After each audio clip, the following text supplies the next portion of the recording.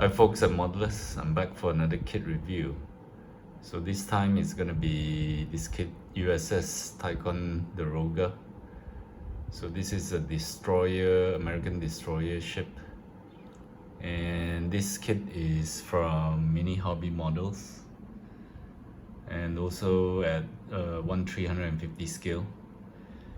So I have never done a Mini Hobby model ship or maybe any of their kits, so I decided to try this kit. And also because it was available really cheap. If I convert it to American dollars, it's probably about 14 US dollars. So this kit comes motorized, and a little bit information about this kit is from Skillmates. It is a 90s kit, probably somewhere in 1997. But this particular kit that I have is manufactured in 2020. So they are still releasing these kits. Like I said, probably it's because it's cheap, it's selling, so they still keep manufacturing this. So there are some photos of the ship, some history of the ship. So actually I know what to expect from this kit. It's probably not gonna be so detailed, and it's also quite simple, not many parts. So let's get into the box and take a look at the parts itself. So we have the instruction sheet, and actually this photo is not the same photo as the this photo over here. And this photo actually looks a bit like the Dragons kits photo. So Mini Hobby Models and WSN is probably the budget line from Trumpeter. And for this particular model, it is only available from Dragon and also from this Mini Hobby Models and WSN. So there are only two makers for this kit that is available in the market at this scale. If you go for probably 1/700, there might be other choices. So let's take a look at the box. Comes with this kind of stuff because it's motorized. So this is probably for the rotor shafts. And then this is the hull, which actually already comes built in with the motor and the battery compartment and the switch here. But I think I will not make it motorized. I'll probably take this out. So okay, there is some information here, so I'm gonna just zoom in a bit. So if you can see, it does say here 1997. So this is probably shared with also the sprues class ship. It's probably the same hull. So okay, so this is the hull, and as expected, of course, there are no details. There are a little bit of raised details here. there is a waterline mark given here, which is nice, so that you will know where to do the masking. So besides that, okay, a lot of flashing, but these things can be cleaned up. Parting lines. So, but it doesn't look so bad actually. And this kind of kit, since it's so simple, it's good to just build it out of the box and not do any additional things to it. So there are a couple of bags here, not too many sprues.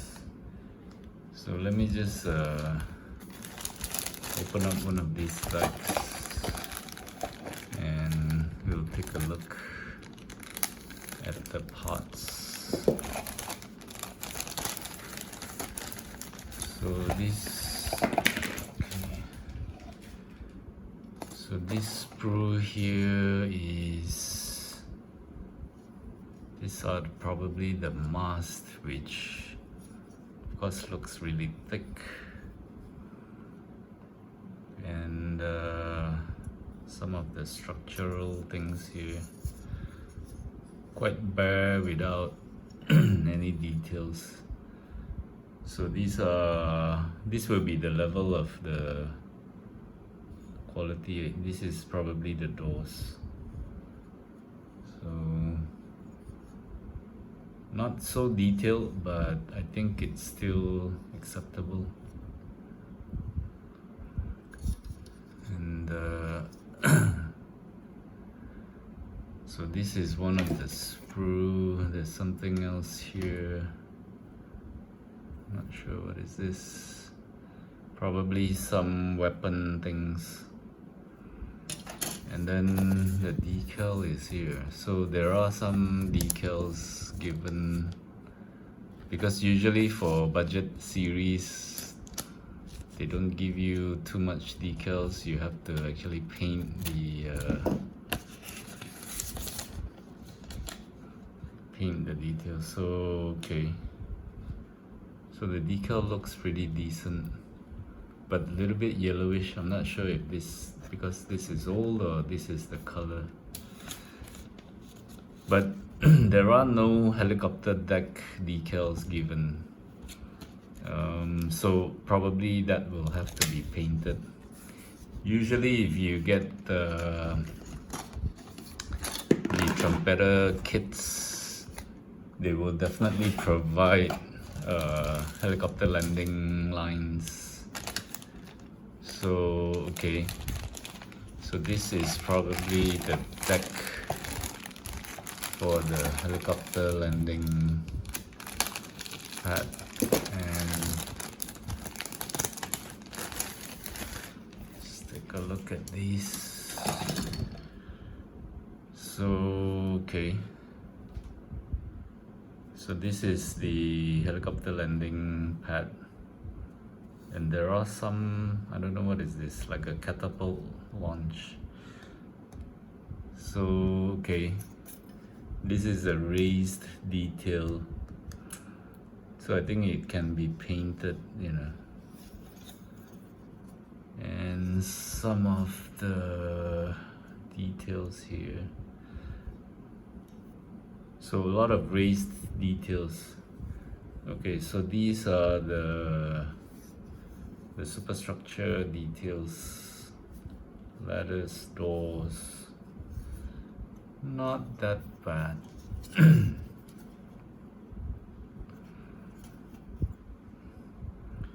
this is definitely the superstructures pieces. So there's quite a bit of a scratch on the tooling. So this probably needs to be sanded.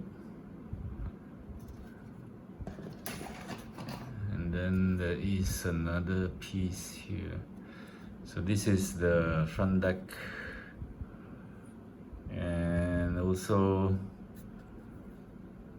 these lines here, I think, yeah, this will be in white color. So these probably have to be masked up and painted. But it's not all that bad actually.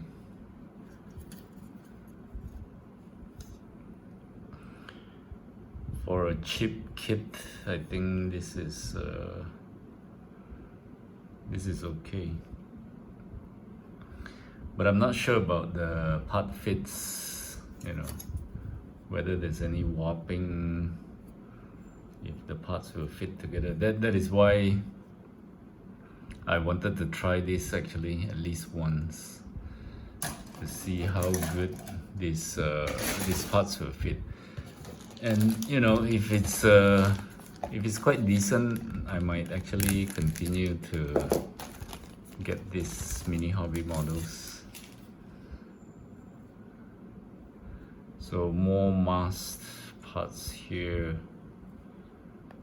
a little bit thick I think, but probably I can scrape it off to make it thinner. So yep, not much details there. And this is the last sprues. So this is probably for the whole deck area. And these rotor blades are probably because it is meant to be put in the water, so probably they gave this kind of more durable plastics. So but I think this is the only choice that is given, so I might have to use this. So this is probably the entire deck here. Nothing much, probably all the structures are gonna go on top. And these are some weapon stuff here, boats, stand. This looks like a trumpeter stand to me. And there is one Seahawk probably.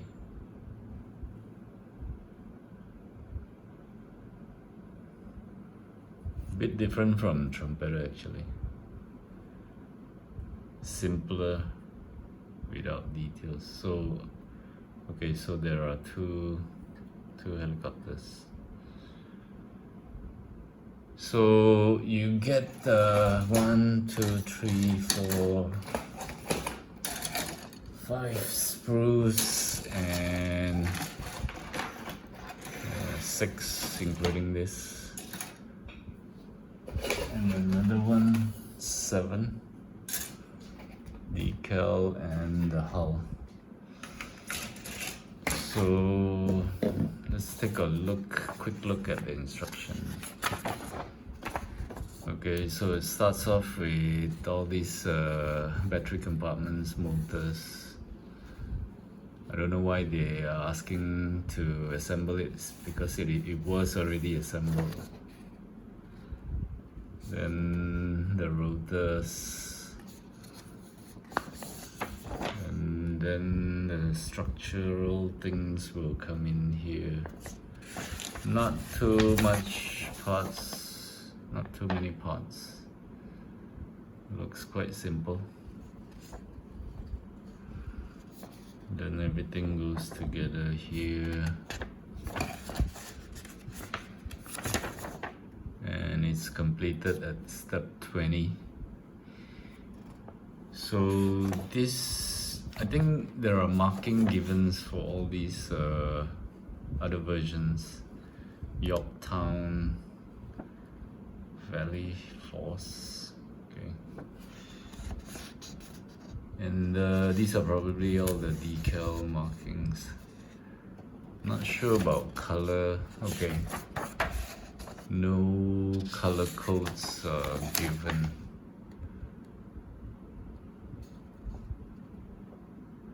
Okay, I think these Chinese words here These are probably the colors, but it's in Chinese. This is probably white. So the rest, I don't think I can read it. This is probably black. Okay, so yeah, no color codes for Mr. Hobby or Tamiya. It's just either black, gray, white. That kind of color guides are given. So this looks quite interesting, and I have found some photo etch sets for this particular ship from maybe gold medal or white ensign. But I think to buy those premium photo etch for this kind of kits would not be right. But anyway, since this is the first mini hobby models I'm gonna be building, I'll just try this ship out without premium photo etch and see how it turns out. I might get some cheap generic railings just to go on it, but nothing too fancy, because if I get those premium photo etch and if it doesn't work on this ship, then it's gonna be a waste. So okay, I'll probably come to this build at some point, because right now I'm still working on some other kits. So let's see when I come back to this, and then I'll do a build review. So until then, thanks for watching, and I hope you like this video. So please subscribe or give me a thumbs up if you like it. So until the next time, happy modeling and cheers for now. Goodbye.